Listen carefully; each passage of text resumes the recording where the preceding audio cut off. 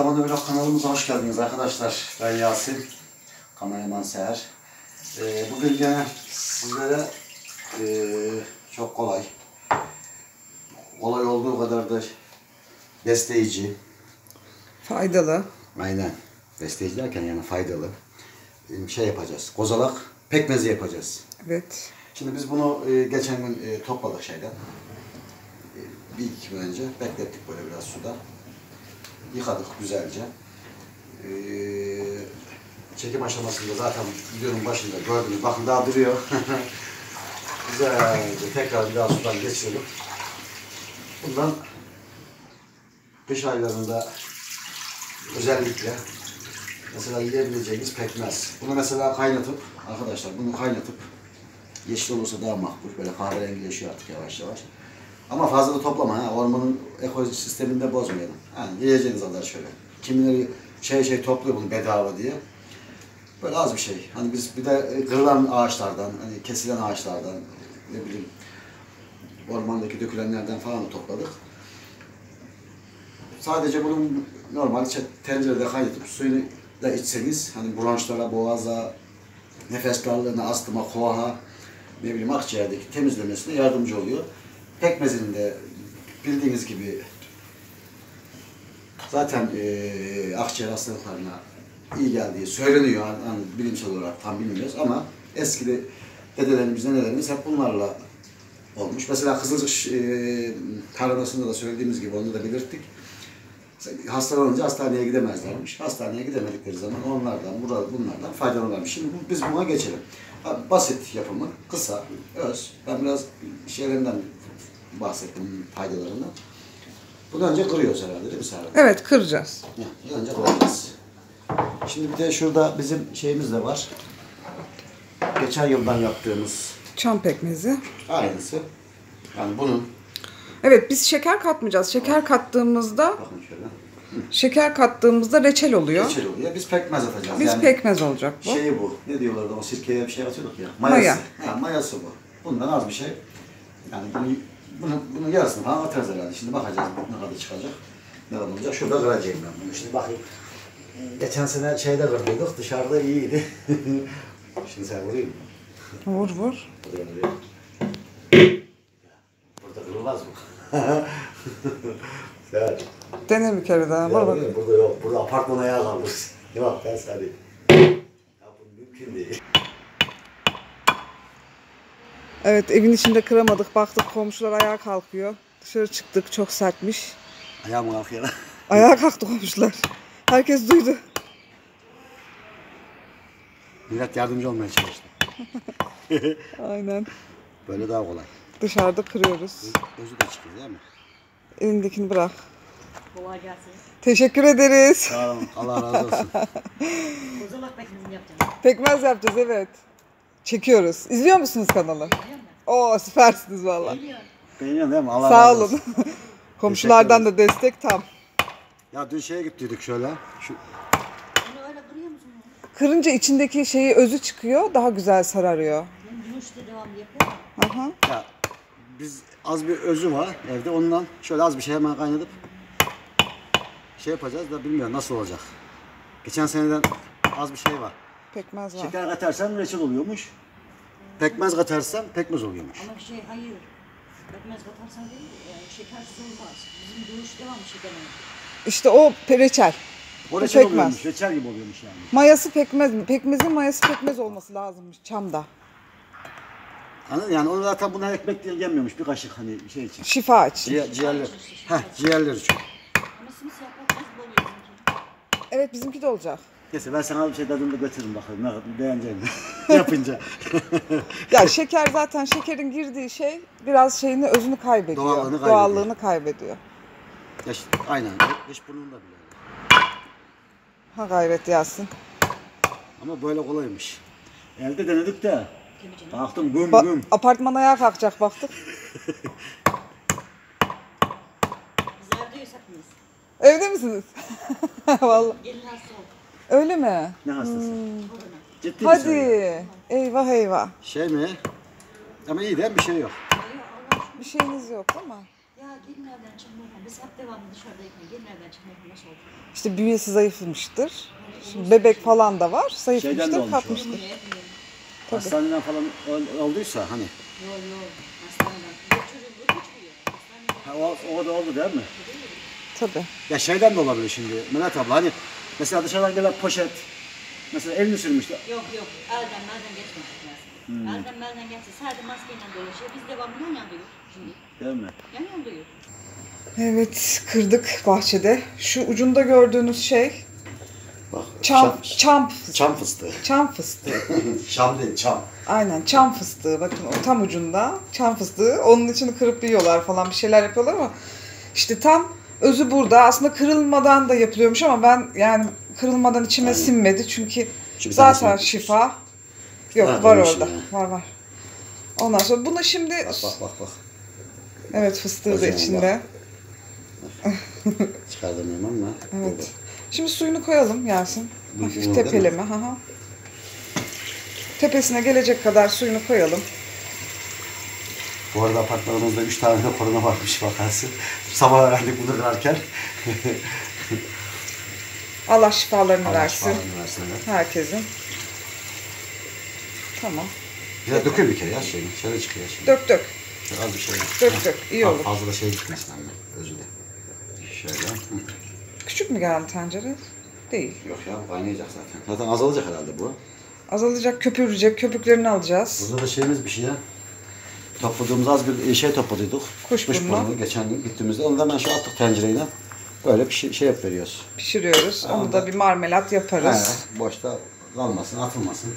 Şimdi bunu böyle yaklaşık 1/3 suyu bitene kadar yani ya Yani da 1/4 diyelim. 1/4 kadar. suyu bitene kadar kaynatacağız. Ağzını kapatalım. Buharlaşınca yok kapatmayacağız. Ondan sonra köpükleri çıkacak üstüne. O köpüklerini mutlaka almamız gerekiyor. Değil mi? Şey yapıyor o. Acıtıyor muymuş? Bir şey yapıyormuş. Evet o içinde tat veriyor. Sarı acı gibi. Aha farklı bir tat veriyor. Aynen. Burukluk veriyor herhalde o acı şey. Aynen. O yüzden kaynarken Ne kadar bir kere kaynar daha ki bu çek- şimdi? Bu şimdi kaynayacak dedim ya 3'te 1, Tabii. 4'te 1 Bir saatte ne buharlaşacak. oluyor ki? İşte altının ateşine şeyine bağlı. Aynen. Pekmezimiz de var. Ondan da içine şöyle bunun yarısı kadarını bak şunun pekmezin yarısına kadarını katacağız. Kimisi şeker katıyormuş yine söylüyor. Hani şeker katınca biz şeker katmak istemiyoruz yani doğal olsun Şifa diye. olsun diye. Aynen. O şekilde devam edeceğiz. Şimdilik evet dostlar. Suyu hafif sararmaya başlamış zaten şu köpüklerine. Hani dediğimiz köpükler Oo bunlar. suyunu alıyorum öyle olmaz. Ne olacak? Ben onu İşte. yani suyunu çok alıyorsun köpük al. Tamam köpük alıyorum. Tamam köpük alıyorum. Çünkü zaten azıcık minnacık bir şey çıkacak bundan. Ne? Suyunu alırsan Yok şunda şey yok. Ya aslında hiç köpüğü bile yok bunun ya. Nereden köpük çıkardınız siz? Bunda köpük yok yani. Bence hiç köpüğümüz yok bizim bunda. Bak şu üzerindeki şeyler şunlar herhalde. evet rengi çok çabuk şey yaptı zaten. Sarardı. Çünkü içini çıkardığımız için Aynen özleşti. Bir kere karıştıralım onu. karıştıralım. Karıştıralım da çıkar şu yıkayıp. Köpüğünü aldık ondan. Ama kokusunu valla anlatamam yani. Orman kokuyor. Hakikaten bak şimdi ben buraya Çam geldim. kokuyor. Bunu kaynatıp suyunu içiyorlarmış. Çoğu insan. Şey oldu ondan da. Ciğerleri temizliyormuş. Bronşları açıyormuş. Dostlar şifa niyetine. Zaten suyu dediğim şeye gelmek üzere. Aynen bir de bunu zaten hani pekmez olarak düşünmeyin. Bu sabahları aç karnına bir kaşık. Bir tatlı kaşığı atın ağzınıza tamam. Şifa yani. Ekmeğe sürüp de veya ne bileyim tayinle falan yapılacak pekmez değil. Evet, 1/4 oranında suyu çekildi hatta bayağı çekildi. Şimdi süzme işlemi yapıyoruz. Şu gördüğünüz şu su rengini alacak. Zaten çıkacak olan da bu Dök. daha kaynayacak, dökecek. Hepsini dökeyim mi? Dök. Ha, düşsün değil mi? İyi sıcak var. Dur, bak. Bir de doğal gaz alarmımız da öttü. Bunu kaynatırken. İşte ne kadar çok şeyse. Evet. Dök. Önemlidir. Araması neyle olduysa düşünün yani siz. Doğalgazı biri öttü diyor. Alarmı. Oo, bayağı suyu çıktı açıkçası. O bayağı çekilecek. Çıkacak yani bayağı yine çıktı. Şimdi tencereye şuradan. Bunu bıçak. Oo, kokusuna bak. Şimdi tamamdır aşkısı. Bunu böyle çıkan suyu kaba koyuyoruz. Altını açıyoruz. Evet. Pekmezimiz orada. Şimdi ne kadar daha kaynayınca? Bu daha kaynayacak bayağı. Kaynadıktan sonra en son mu katıyoruz pekmezi? Tabii çekilecek. Biraz rengi böyle siyahlaşacak. Ondan sonra o pekmezini katacağız. Tamam böyle İndirirken. bir saat daha kaynasın bakalım neler olacak. Yani. Yarım saat, bir saat artık neyse. Aynen. Aynen hadi bakalım. Şimdi arkadaşlar gördüğünüz üzere dibine indi bak. Hani bu kadar bir şey. Bu şifa niyetine gördünüz. Rengi de böyle olacak. Rengi de böyle olacak. Kokusu zaten bütün çam kokuyor. Bütün şey yaptı. Doğalgazın alarmını falan öttürdü. Şimdi şöyle ne kadar desem ben size yarım çay bardağı veya bir çay bardağı kadar. Şeker katarsanız dediğimiz gibi reçele dönüyor bu. Pekmez katarsanız Şunu kapatsana. pardon. Şeker katarsanız reçele dönüyor. Reçel oluyor bu. Böyle pekmez katarsanız aynı sirkeye maya katar gibi. Bak nasıl rengi de zaten koyulaştı. Altını da açalım. Altında çamımız kıstıydı. Bu arada kuşburnu da yaptık gene ha. Bu arada bakın kapadığımız o kuşburnu hiç etmedik yani bunlarla. Kuşburnumuz marmaratımızı da yaptık. Az bir şey daha katıyorum sadece. Geçen seneden kalma şey. Çam pekmezi. Çam pekmezi zaten bu.